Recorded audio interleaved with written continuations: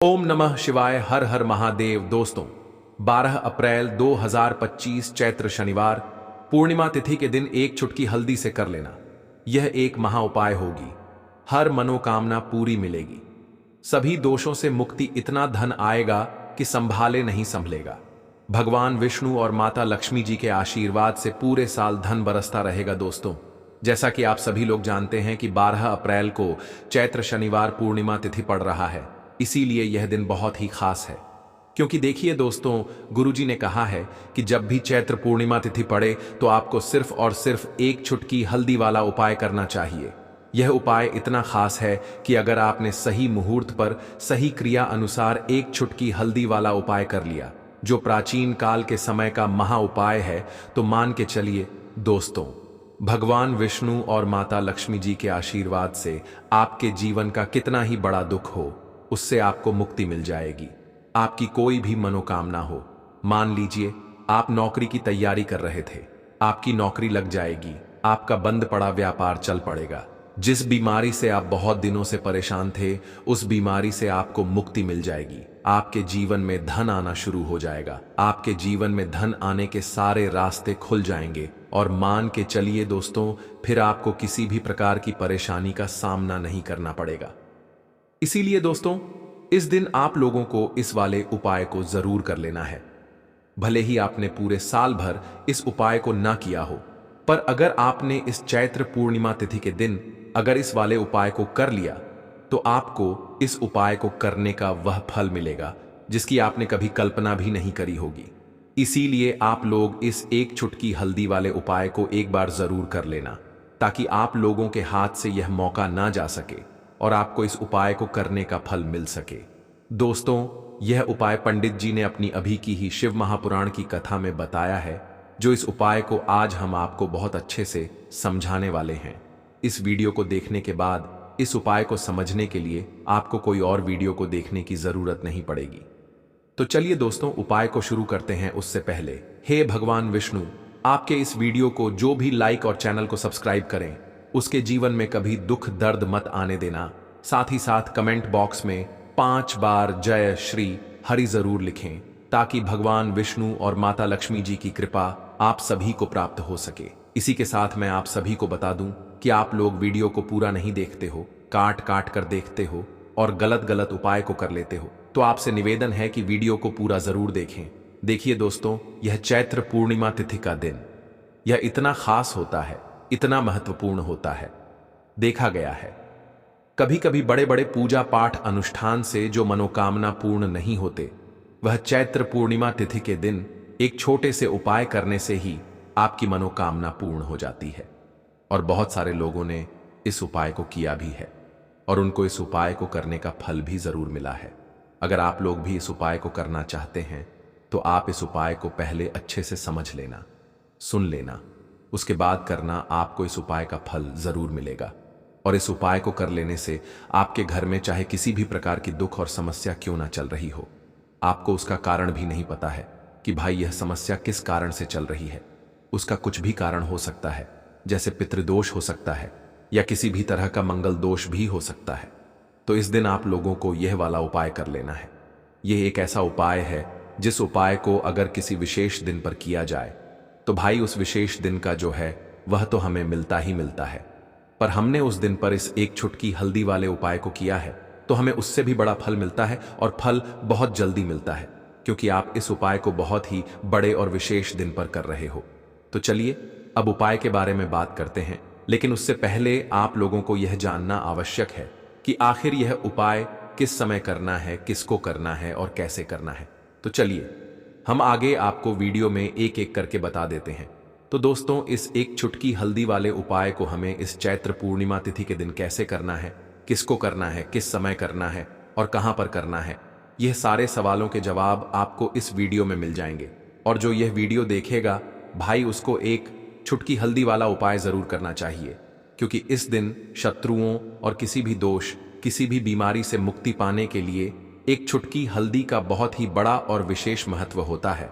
और जब बात आ जाए एक चुटकी हल्दी की, तो यह सोने पर सुहागा वाली बात हो जाती है और यह एक बहुत ही बड़ा उपाय हो जाता है। अब दोस्तों, इस एक चुटकी हल्दी वाले उपाय को आखिर करना किसको है? सबसे पहले हम लोग वह बात जान लेते हैं। तो देखो, घर की जो बड़ी माताएं बहनें होती हैं, उन माताओं बहनों में से कोई भी एक बड़ी माता बहन इस वाले उपाय को कर सकती है। और दोस्तों, अगर आप चाहे तो अपने घर में से सभी सदस्यों को भी इस उपाय को करवा सकते हैं। अगर किसी व्यक्ति की खुद की कोई मनोकामना है, खुद की कोई दुख और परेशानी है जो कि वह अपने लिए ही करना चाहता है, इस वाले उपाय को तो वह खुद अपने लिए भी कर सकता है। बाकी अगर कोई घर में से ऐसा है जो कि अपने पूरे घर परिवार की सुख और शांति के लिए यह वाला उपाय करना चाहता है, तो भाई वह भी कर सकता है, उसमें भी कोई दिक्कत वाली बात नहीं है। कहने का मतलब यह है कि इस उपाय को हर एक सदस्य भी कर सकता है और पूरे घर परिवार के सदस्य के लिए घर की बड़ी माताओं बहनों में से कोई एक माता बहन भी कर सकती है। माताएं बहनें अगर घर में उपस्थित ना हो या वह यह वाला उपाय ना कर पा रही हो, तो फिर घर का कोई बड़ा सदस्य भी इस एक चुटकी हल्दी वाले उपाय को कर सकता है, चाहे फिर वह पुरुष ही क्यों ना हो। उसमें कोई भी दिक्कत वाली बात नहीं है। अब दोस्तों, एक चुटकी हल्दी वाले उपाय को हमें करना कहां पर है? देखो, इस उपाय को हमें मंदिर में ही करना है। बहुत सारे लोग प्रश्न करते हैं, हर एक उपाय को करते समय क्या हम इस उपाय को घर पर या मंदिर में कर सकते हैं? देखो, तो इस वाले उपाय को आप मंदिर पर करोगे तो अच्छा रहेगा, घर में नहीं करना है इस वाले उपाय को उसके बाद में। दोस्तों, जो अगला प्रश्न निकल कर आता है वह यह आता है इस उपाय को लेकर कि आखिर इस उपाय को हमें किस समय करना है, सुबह के समय करना है कि शाम के समय करना है? तो देखो, इस वाले उपाय को आप लोग सुबह के समय भी कर सकते हो और शाम के समय प्रदोष काल में भी कर सकते हो।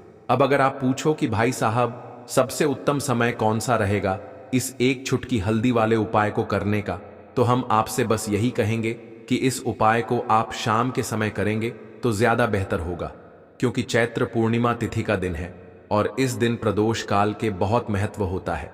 बाकी अगर सुबह के समय भी करेंगे तो भी अच्छा होगा, उसमें कोई भी दिक्कत वाली बात नहीं है।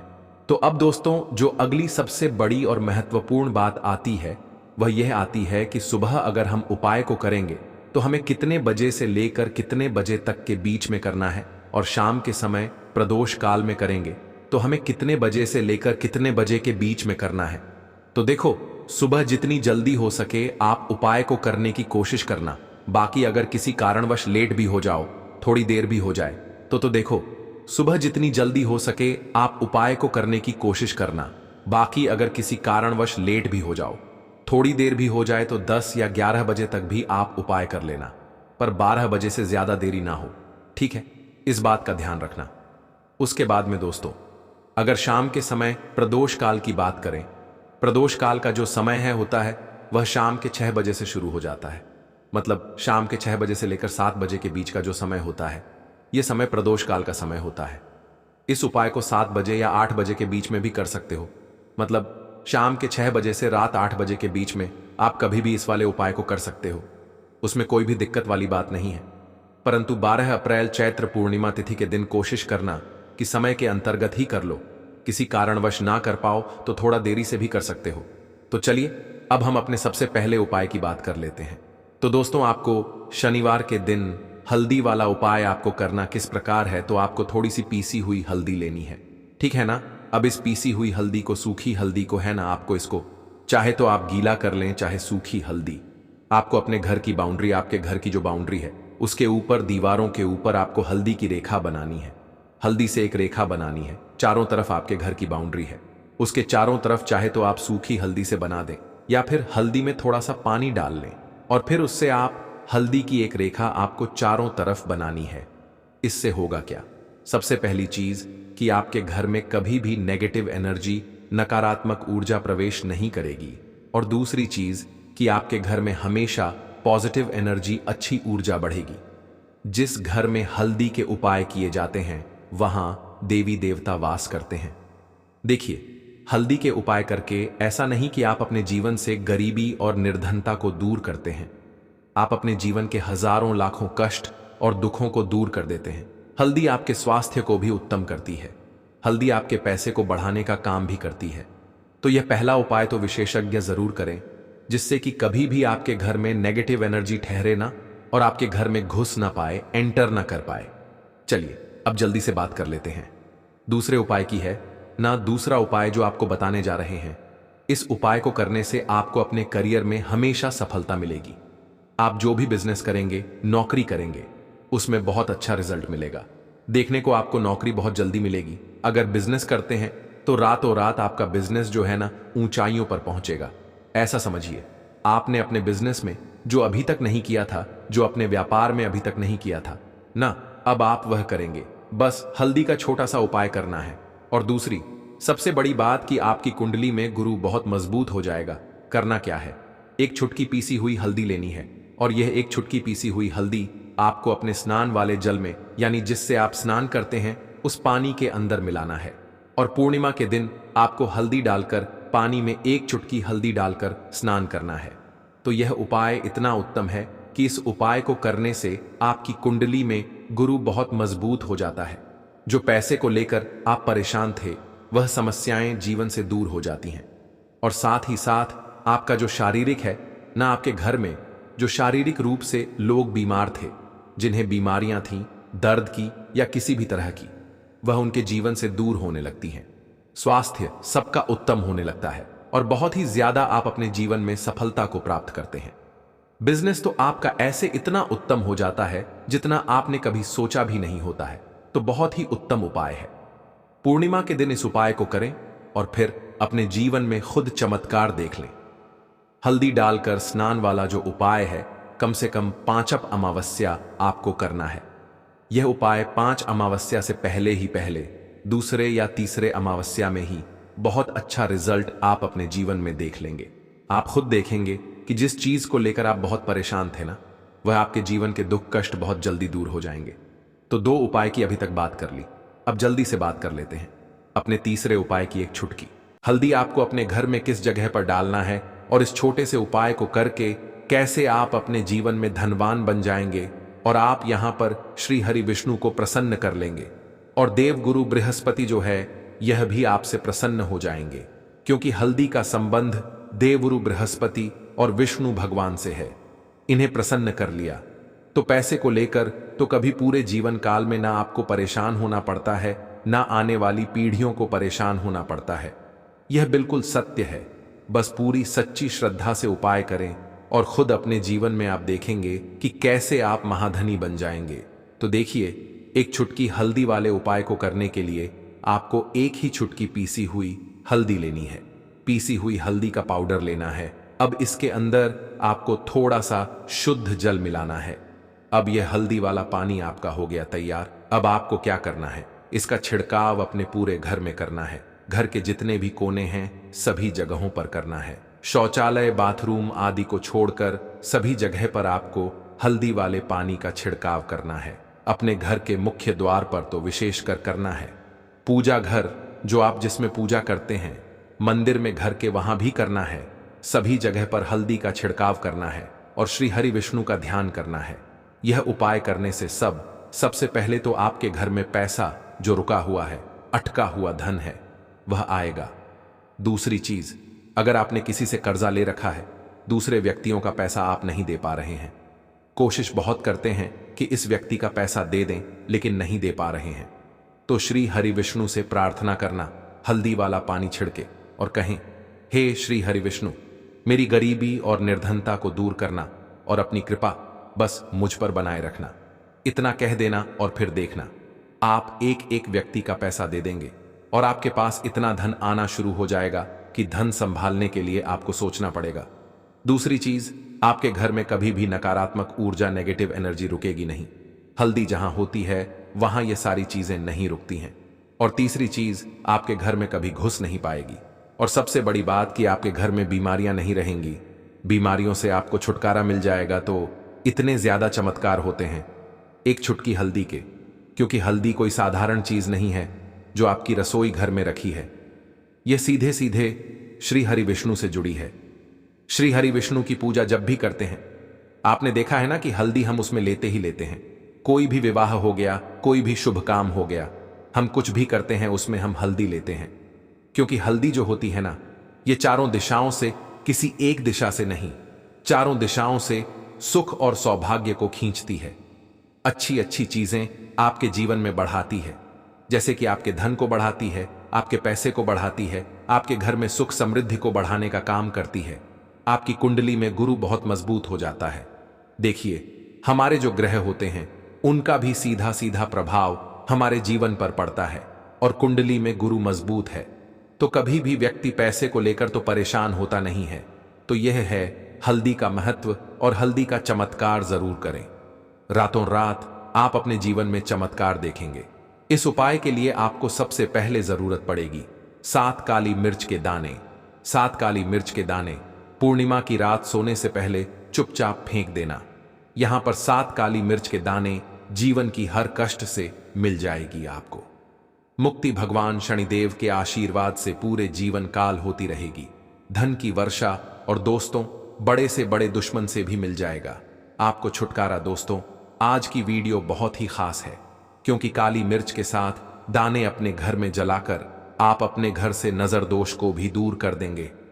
साथ ही साथ अगर आपका कोई भी गुप्त शत्रु है, या फिर आपके घर में धन की कमी बहुत ज्यादा है, घर में पैसा रुकता नहीं है, नजर दोस्त लोगों को बहुत लगती है, घर में हमेशा ही जितने सदस्य हैं, कभी किसी की तबीयत खराब है, कभी कोई बीमार पड़ा रहता है, और आपके घर में पैसों की बर्बादी अगर बहुत ज्यादा हो रही है, तो पूर्णिमा के दिन काली मिर्च के साथ दाने घर में जला देने से आप अपने जीवन के सारे दुखों से हमेशा के लिए छुटकारा पा लें, के साथ ही साथ आपका बड़े से बड़ा दुश्मन भी घुटने टेक देगा।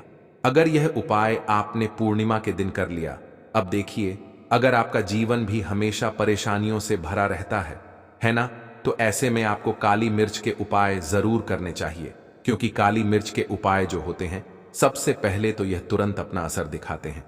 दूसरी चीज, आपके गुप्त शत्रुओं से भी आपको छुटकारा दिलाते हैं, और कभी भी आपको नजर दोष परेशान नहीं करती है।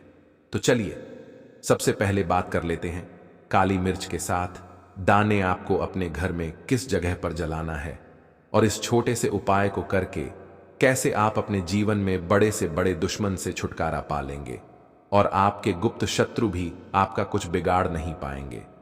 तो देखिए, बहुत सारे लोग हैं जो यह चीज जानते हैं कि जब व्यक्ति को नजर लग जाए तो उसके पैसे को भी कहीं ना कहीं नजर लग जाती है, उसके घर की सुख शांति को, सुख समृद्धि को भी नजर लग जाती है।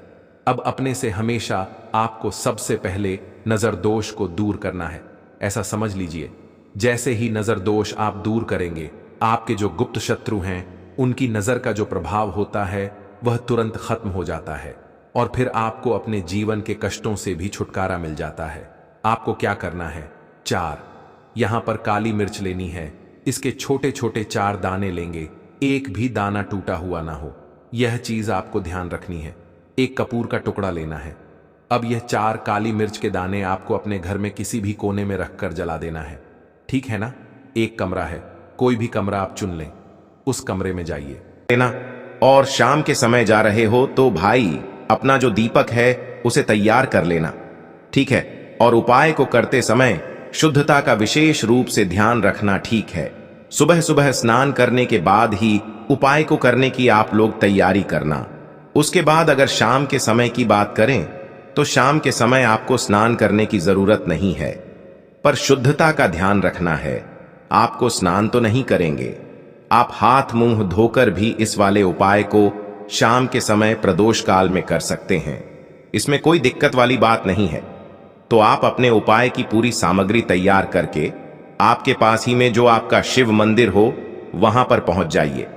सबसे पहले शिव मंदिर में जाकर आप लोगों को उपाय नहीं करना है, पहले भगवान के दर्शन करना है, भगवान से आशीर्वाद प्राप्त करना है, फिर शिव जी की शिवलिंग के पास में आना है। शिवलिंग के पास में आने के बाद आप जो पूजन सामग्री लेकर आए हुए हैं, जैसे कि सुबह गए हुए होंगे तो 1 लोटा जल और जो भी पूजन सामग्री लेकर आए हैं आप उनसे भगवान शिव जी की पूजन कीजिए। सबसे पहले तो 1 लोटा जल ही चढ़ेगा, उसके बाद में आपकी पूजन सामग्री चढ़ेगी।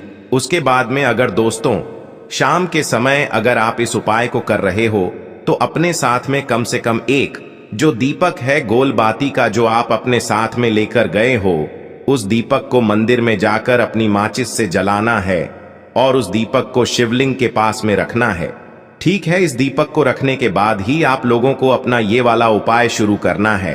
और दीपक को ज्यादा पास में मत रखना, वैसे भी गर्मी पड़ रही है, भगवान शिव जी को आंच नहीं लगनी चाहिए, है ना।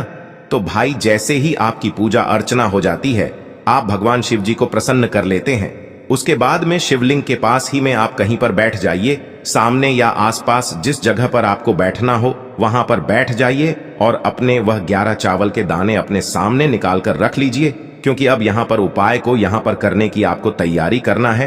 और इस तरीके से जब आप उपाय करेंगे, पूजन सामग्री करने के बाद, पूजन अर्चना करने के बाद, तो आपको उपाय का फल बहुत जल्दी और बहुत बढ़ा होकर मिलेगा। तो अपने 11 चावल के दाने अपने सामने निकाल कर रख लेना। और यह जो उपाय है यह आपकी सीधे हाथ की हथेली से होगा, इसलिए इस बात का भी विशेष रूप से ध्यान रखना है। तो सीधे हाथ की हथेली का प्रयोग करके ही आप लोग अपना इस वाले उपाय को करना। अपने सामने जो भी आपकी कागज की पुड्डियां है उसको खोल कर रख लो, या कटोरी है तो भाई उसे अपने सामने रख लो और अपने वह 11 चावल के दाने निकाल लो, ठीक है। उसके बाद में दोस्तों अब आपको क्या करना है कि शिवलिंग आपके सामने होगी, तो आपने वह 11 चावल के दाने एक एक करके आपको शिव जी के शिवलिंग के ऊपर चढ़ाना है। कहां पर चढ़ाना है? शिवलिंग के ऊपर चढ़ाना है, और कहीं पर भी नहीं चढ़ाना है।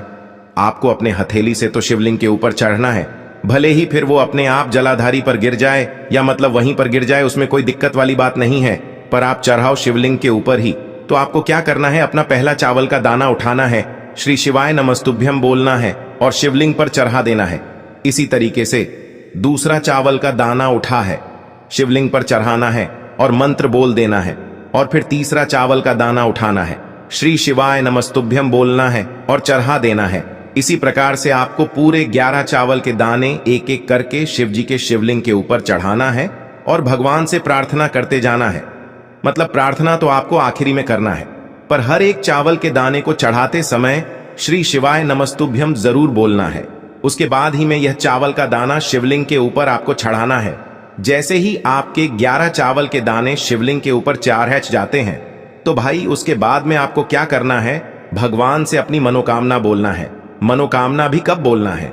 जब आपका 11 चावल का दाना आपके सीधे हाथ की हथेली में हो और आप उसे चढ़ाने के लिए जा रहे हो। श्री शिवाय नमस्तुभ्यम बोलकर उस आखिरी चावल के दाने को शिवलिंग के ऊपर चढ़ा देना और भगवान से फिर अपनी वह मनोकामना बोल देना, जिस मनोकामना के लिए आप लोग अपना यह वाला उपाय कर रहे हो। जिस भी दुख और परेशानी के लिए आप लोग अपना यह वाला उपाय कर रहे हो, उसके बाद में जैसे ही आप अपनी मनोकामना बोल देते हो, आपका यह वाला उपाय पूरा हो जाता है। पर दोस्तों, उपाय को करने के बाद आप लोगों को 2 मिनट भगवान शिव जी के मंत्र का जाप जरूर करना है। और मंत्र का जाप करने के बाद भगवान से एक और बार प्रार्थना करना है अपनी मनोकामना के लिए, या अपनी जो भी दुख और परेशानी है उसके लिए। इसके बाद में आप लोग भगवान को देखकर, भगवान से प्रार्थना करके, उनसे आशीर्वाद लेकर वहां से उठ सकते हैं और अपने घर पर जा सकते हैं। बस दोस्तों, यहां पर